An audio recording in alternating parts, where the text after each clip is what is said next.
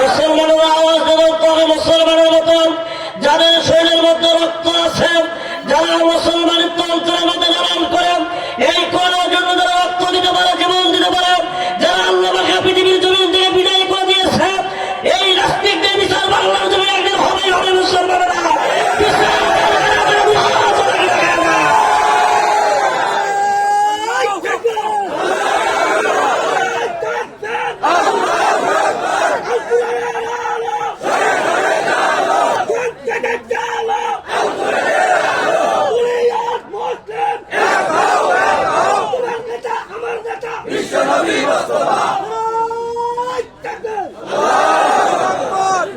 এই সাইদির সামনে একটা গজল বললে আপনারা কি রাগ করবেন? কষ্ট পাবেন?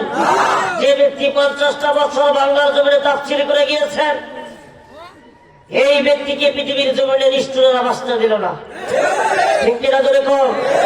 আপনি দেশে থাকেন না কেন, একদিন আপনাকে ধরে নিয়ে এসে বিচার করা হবে। ঠিক কিনা ধরে বলেন? তেল দিয়ে কোনো লাভ হবে না। হবে সবার তো প্রাণপ্রিয় মুসলমান ভাইরা একটু গভীর ভাবে খেয়াল করুন।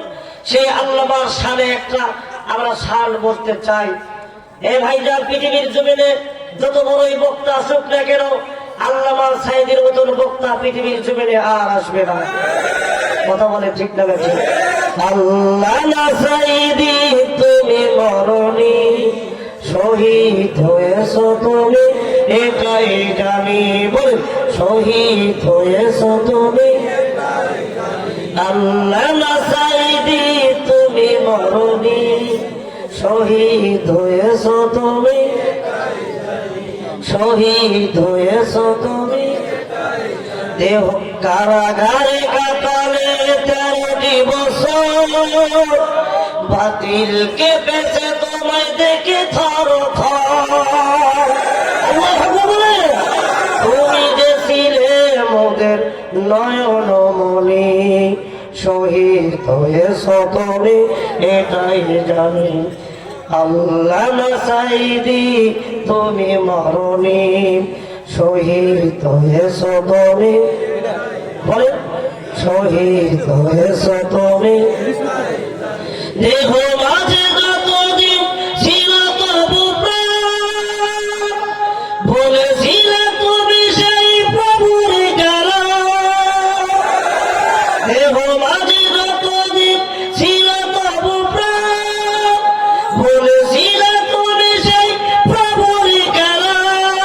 তাই তো ভাবি তোমায় প্রতিদিনই, শহীদ হয়েছ তুমি এটাই জানি। শহীদ হয়েছ তুমি। আল্লামা সাইদি তুমি মরণি, শহীদ হয়েছ তুমি। তার সাথে কোনদিন কি আমাদের দেখা হবে? যদি বলে দেখা হবে, আপনার আমলনামা আমার আমলনামা যদি ভালো হয়, দেখা হবে কোথায়? জান্নাতে। দেখা হবে কোথায়? দেখা তো হবে না এই জীবনে, দেখা হবে জান্নাতে ফুল বাগানে। দেখা তো হবে না এই জীবনে, দেখা হবে জান্নাতে ফুল বাগানে। এই আশা কবুল করো, এই আশা পূরণ করো আল্লাহ তুমি। আমিন বলেন, আওয়াজটা বলেন আমিন। শহীদ হয়েছ তুমি এটাই জানি। আল্লামা সাইদি তুমি মরণি, শহীদ হয়েছ তুমি এটাই জানি। শহীদ হয়েছ তুমি এটাই জানি। আলহামদুলিল্লাহ, বাংলাদেশের ঐতিহ্যবাহী জেলা পঞ্চগড় জেলার অন্তর্গত টিপরিগঞ্জ বসুনিয়া পাড়া নুরানি মাহফিজিয়া মাদ্রাসা কর্তৃক আয়োজিত হবে। আমিন বলতে হবে।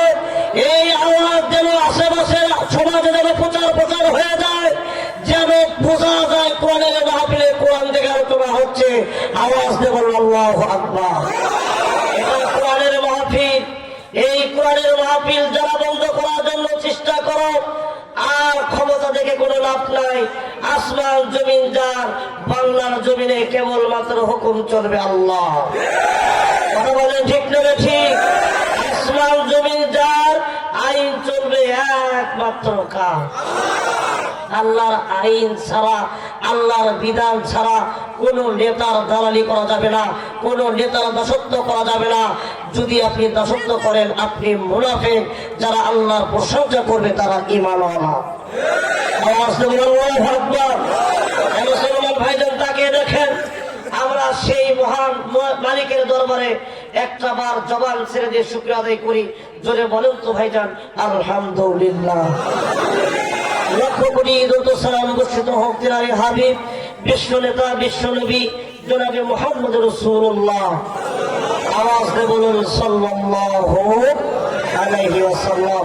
সম্মানিত উপস্থিতি, আমি আপনাদের মাঝে আল কোরআনুল কারীম থেকে 2টি আয়াত তেলাওয়াত করেছি এবং অসংখ্য রাসূলের হাদিস থেকে ছোট্ট একটি হাদিস উপস্থাপন করেছি। আল্লাহ যদি কিছু কথা বলার সুযোগ করে দেন, অল্প সময় কিছু কথা বলার জন্য চেষ্টা করব ইনশাআল্লাহ। ওমা তাওফিকি ইল্লা বিল্লাহি তাওয়াক্কালতু ওয়া ইলাইহিল উনীব। সুবহানাকা লা ইলমা লানা ইল্লা মা আল্লামতানা ইন্নাকা আনতাল আলিমুল হাকীম। জোরে জোরে বলুন আল্লাহু আকবার। জোরে বলেন তো ভাইজান, জ্ঞানের মালিক কে? ইলমের মালিক কে? ক্ষমতার মালিক কে? সমস্ত ক্ষমতা কার হাতে? তিনি সুপ্রিম পাওয়ারের অধিকারী, তিনি হচ্ছে রব, তার নাম হচ্ছে আল্লাহ। তার নাম কি? আল্লাহ। তার সাথে মুসলমান নামে মুনাফিকের বাচ্চারা দিবে পাল্লা, পৃথিবীর জমিনে থাকবে তাদের ক্ষমতা আর কান্না। আওয়াজ দেবেন, কথা ঠিক মেরেছি? আমরা দুনিয়ার জমিনে অনেক আইন দেখেছি, আমরা বাংলার জমিনে আমরা সামনে দেখতে চাই কোরআনের আইন। আপনারা দেখতে চান না ভাই?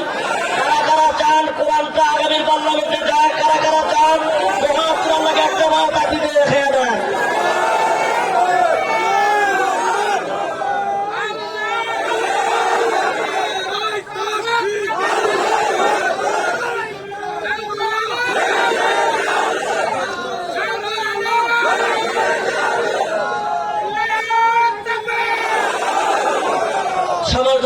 ভাইরা, এখানে অনেক শ্রেণীর মুসলমান ভাই আছে। আমি কারো বিরুদ্ধে কোনো ইনডাইরেক্ট ভাবে কথা বলবো না, কারণ কথা হবে কোরআনের। কথা বলে ঠিক না ঠিক? আমি কোন নেতার গোলামিও করি না, কোন নেতার দল আমি করি না। আমি দল করি আল্লাহর দল। কথা কোন ঠিক না ঠিক?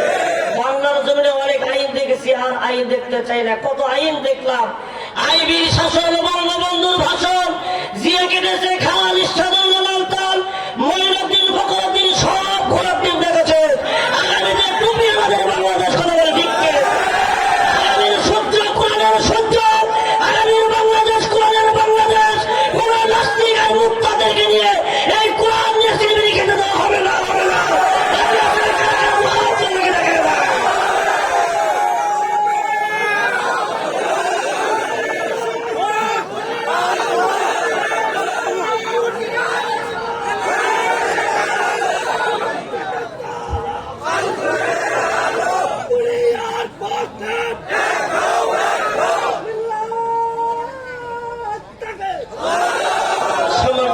মুসলমান ভাইরা, আমার হাতে এটা কি? সবাই জবান ছেড়ে কথা বলবেন, এটা কি? মা বোনেরা যারা প্যান্ডেলের বাইরে আছেন, আপনারা মেহেরবানি করে প্যান্ডেলের মধ্যে ঢুকে যান।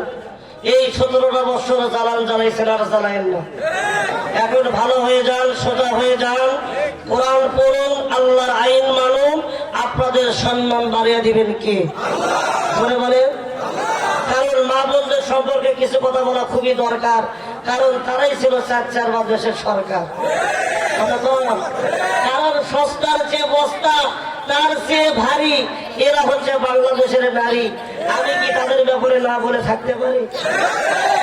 কথা বলে অবশ্যই কিছু কথা বলা দরকার। কারণ গ্রাম নষ্ট করছে সমিতি, মসজিদ মাদ্রাসা নষ্ট করছে কমিটি। ঠিক কিনা ধরে বলে?